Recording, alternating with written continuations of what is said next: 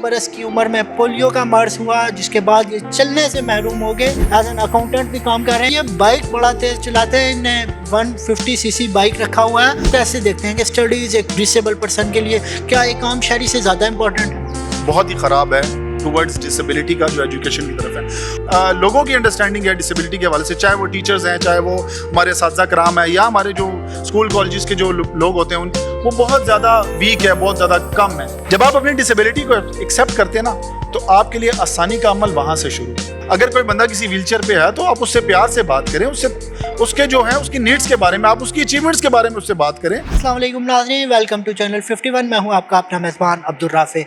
नाज़रीन, आज की इस वीडियो में हम आपकी मुलाकात एक ऐसे शहरी से करवाने जा रहे हैं जिनको 1 बरस की उम्र में पोलियो का मर्ज हुआ, जिसके बाद ये चलने से महरूम हो गए। लेकिन इनने उस डिसेबिलिटी को एक्सेप्ट किया। किस तरीके से एक्सेप्ट किया कि इन्हें मास्टर्स कर रखा है इन फाइनेंस, जबकि इनकी सबसे बड़ी स्पेशलिटी ये है कि इनको इंटरनेशनल एक अवार्ड मिला है, हेनरी विस्कॉडी अवार्ड, जो कि इन्हें यूएसए में जाकर मिला है, जहाँ पे दुनिया के 10 जो हैं वो सिर्फ शहरियों को ये अवार्ड दिया गया और वो इन्हें अवार्ड रिसीव किया। डिसेबिलिटी के हवाले से अवार्ड था।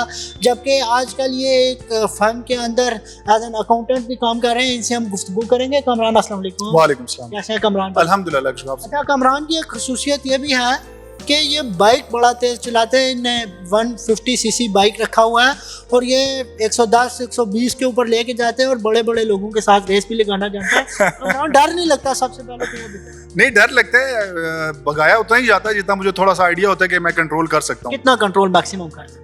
वैसे मैं ऑलमोस्ट, क्योंकि इसको जरा सिस्टम लगा हुआ है, थोड़ा सा वेट उसका ज्यादा होता है, तो 105 तक तो लेके गया हूँ मैं। अच्छा, तो खौफ नहीं आया कभी 105 पे जब सुई ऊपर जा रही होती है? नहीं, खौफ नहीं। एक्चुअली मैं काफी पुराना बाइक चला रहा हूँ, तो थोड़ी सा अल्हम्दुलिल्लाह कंट्रोल है। 1-2 दफा गिरा भी हूँ, तो फिर सीख गया हूँ। अच्छा, 150cc मेरे ख्याल से पाकिस्तान के वर्ल्ड डिसेबल आपने जिन्हें रखा हुआ है, बाकी सब तो 70 वगैरह की अल्ट्रेशन पे। नहीं, मैंने वैसे कुछ देखे हैं बाइक 150 बने हुए, और लेकिन ये है कि मोस्टली जो लोग हैं वो 70s वगैरह ज्यादा यूज करते हैं, होंडा 70s वगैरह वो ज्यादा यूज। तो ये आउट ऑफ कंट्रोल होने का खतरा नहीं होता है? भागता जाता होगा?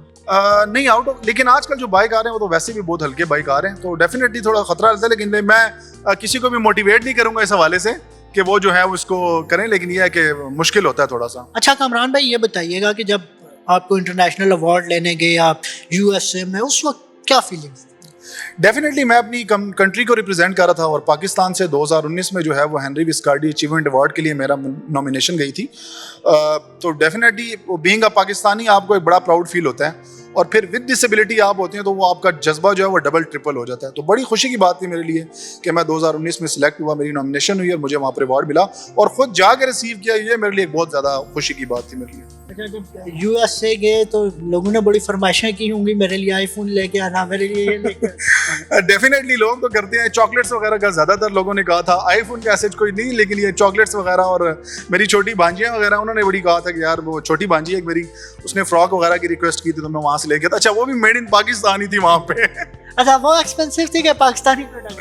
देखिए, यहाँ पर अगर मैं यहाँ पर संडे बाजार से लेता ना, तो वो मुझे तकरीबन मिल जाती आराम से, मतलब 1000-1500 की मुझे मिल जाती। वहाँ से 10,000 की लेके आए? वो नहीं, वहाँ पर थोड़ी सी कम थी, मतलब आप ये कह सकते हैं 5-7 हज़ार रुपए की आप कह सकते हैं पाकिस्तान। चलें Kamran, apart from all these things, ये बताइएगा कि स्टडीज़ का फैसला कब किया? एक्चुअली जब मेरी डिसेबिलिटी हुई थी, तो उसके बाद से पेरेंट्स के माइंड में भी नहीं था कि बच्चा जो है वो स्कूल भी जा सकता है या एजुकेशन भी हासिल करनी चाहिए। बिल्कुल माइंड में नहीं था उनके। लेकिन कुछ रिसोर्सेज और कुछ जो मेरे बहुत खैर ख्वाह जो लोग थे मेरे, उन्होंने जो है वो उसको मतलब मुझे उन्होंने देखा कि यार बहुत डिसेबिलिटी के साथ है और ये जो है वो कर भी सकता है और ये इसको करना चाहिए, तो उन्होंने मेरा जो है वो स्पेशल स्कूल यहाँ पर इस्लामाबाद में ही मेरा जो है एडमिशन करवाया था। और देन जो है मेरी पेरेंट्स को भी थोड़ी सी अवेयरनेस हुई कि हाँ भाई, ये बच्चा भी जो है बाकी लोगों की तरह जा सकता है, जैसे बाकी मेरे बहन भाई जो हैं जाते हैं।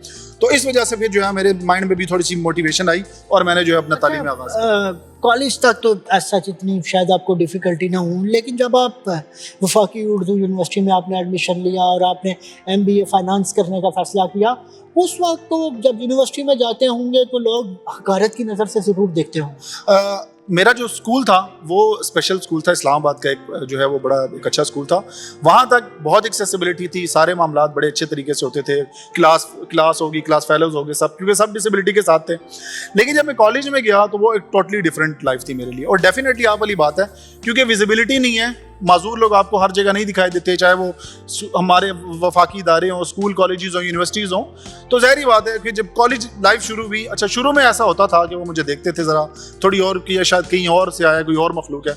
लेकिन with the passage of time, जब टाइम गुजरता रहा, मैं उनके साथ एडजस्ट हुआ, देन उनको मेरी नीड्स का पता चला, देन उनको पता चला कि हाँ भाई ये भी इसी सोसाइटी का किस्सा है। देन उसके अलावा फिर यूनिवर्सिटी में मैं खुद इतना मोटिवेट हो चुका था कि मैं जो अपने जैसे मतलब जो मेरे बाकी दोस्त अहबाब या मेरे क्लास फेलोज या टीचर्स होते थे, इवन उनको मैं डिसेबिलिटी के बारे में बताता था कि सारी ये डिसेबिलिटीज़ होती हैं, और बड़ी अच्छी कन्वर्सेशन होती थी हमारी।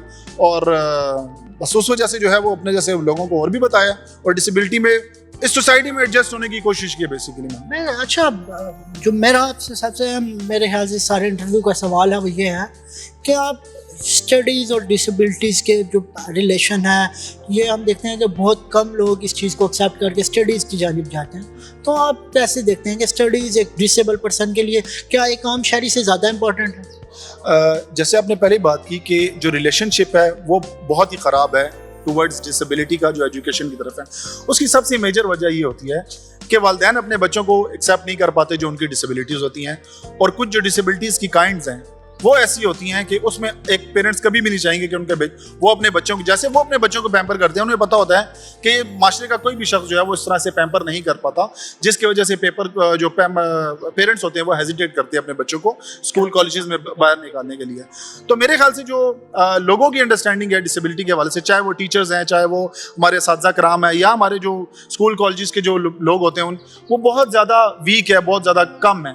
तो इसी वजह से डिसेबल पर्सन को भी नहीं ये बताया जाता कि यार आप जो है वो, अगर आपके साथ कोई भी डिसेबिलिटी है, आप इस माशरे का एक एक्टिव पार्ट बन सकते हैं। अगर आपको एक अच्छी व्हील चेयर दी जाए, आपको जो है वो अच्छी जगह स्कूल भेजा जाए और स्कूल वाले आपको एक्सेप्ट करें। हमारे यहाँ ये भी अलमिया होता है कि हमारे यहाँ स्कूल जो है वो भी एक्सेप्ट नहीं कर पाते डिसेबल पर्सन को खासकर। तो ये भी मेरे ख्याल से ये सारे गैप जो है वो क्रिएट होते हैं, जिसकी वजह से एक डिसेबल बंदा समझता है कि यार मैं घर की हद तक ही ठीक हूँ, और पेरेंट्स भी यही कहते हैं कि यार मतलब मुआशरे में इसको पूरी कर देंगे। तो बिल्कुल ऐसे ही, बिल्कुल। अच्छा, जो मेरा मेजर सवाल था वो भी वहीं पे स्टैंड कर रहा है कि कितने इम्पोर्टेंट है एक आम शहरी से ज़्यादा एक डिसेबल पर्सन के लिए कि वो स्टडी हासिल। अगर हम इंक्लूसिव सोसाइटी की बात करते हैं तो जितना एक नॉन डिसेबल बंदे के लिए तालीम ज़रूरी है, उतनी ही एक जो पर्सन विद डिसेबिलिटी के लिए भी जो है तालीम ज़रूरी है। तो मेरे ख्याल से आप ये नहीं कहेंगे कि हम स्पेशल है तो हमें ज़्यादा ज़रूरत है, कोई नॉन डिसेबल है तो उसके लिए कम ज़रूरत है। दोनों को इक्वली ट्रीट करना चाहिए, दोनों को इक्वल अपॉर्चुनिटीज़ दी जानी चाहिए।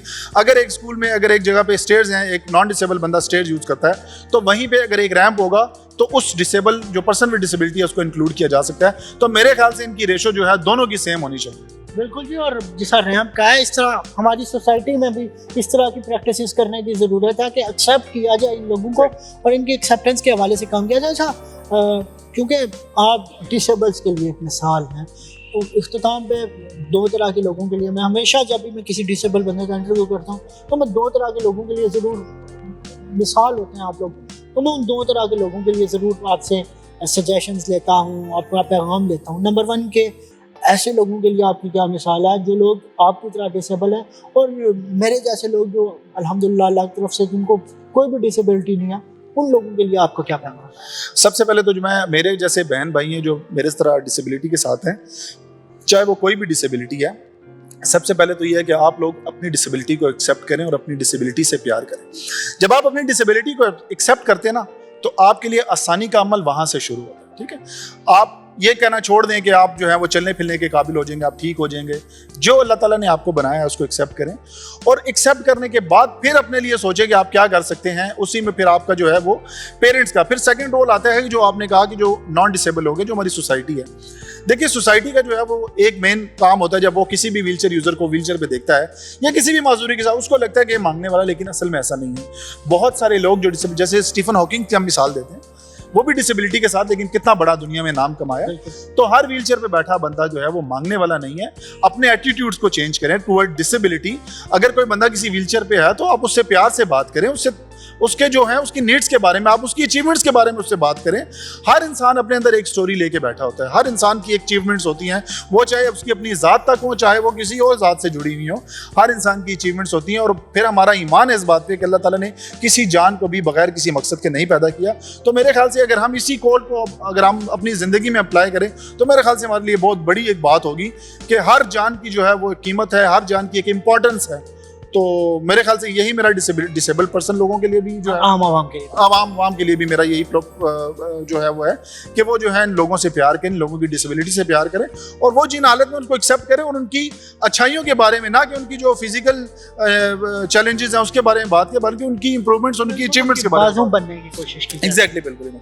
बहुत शुक्रिया कमरान साहब। नाज़रीन, कमरान साहब के साथ हमने बड़ी एक क्या कहते हैं उसे मॉरल वाली गुफ्तगू की है कि जिसके अंदर हमने मॉरल एक ये निकाला है कि डिसेबल्स के साथ मोहब्बत करनी चाहिए, डिसेबल्स की डिसेबिलिटीज़ के साथ मोहब्बत करनी चाहिए। और कमरान साहब की हमने फास्ट ड्राइविंग के हवाले से भी गुफ्तगू की। अपने मेज़बान अब्दुल राफ़ी को इजाज़त दीजिए। इंशाल्लाह एक और स्टोरी के साथ एक और मुकाम पर आपकी खिदमत में दोबारा से हाज़िर होंगे। तब तक के लिए अल्लाह निगहबान।